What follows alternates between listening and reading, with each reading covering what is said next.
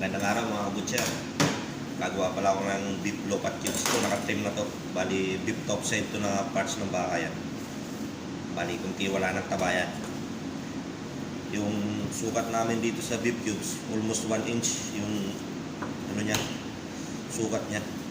1 inch yung ano niya, square niya. Yan. For example yan. Yan. Ganyan lang ang sukat namin. Pero tansyahan lang yan mga kabutcher. Tansya lang yan.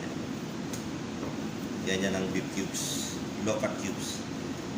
Nagagawa rin kami yung may taba. Kaso lang karamihan talaga dito, yung gusto talaga nila walang taba. Puro pang diet sila. Tansyahin mo lang yung pag-iiwan ng cubes. Yan. Ganda ng karne, wala nang taba. Sa mga nagda-diet dyan, bagay sa inyo ito, sa mga nagda-diet. Makain ng karne pero diet yan. Kasi para may proteins din sa katawan. Yan. Kasi kailangan din ng katawan natin yan. Yan. Gandang quality yan mga kabutcher. Napakasimple lang hiwain yan. Kasi malambot ito na karne.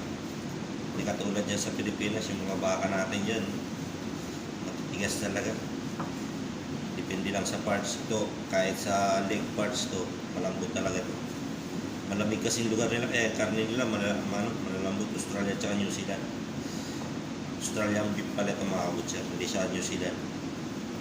Kung mga nagtatanong para sa akin, wala pa ako sa New Zealand, nandito lang ako sa bansang Middle East. Yung ipron ko lang ako yung galing New Zealand. Yan o. Kasi ano namin yan, taga-deliver na karne. Kaya hanggang dito lang mga kabutcher. Sana may natutunan kayo. God bless.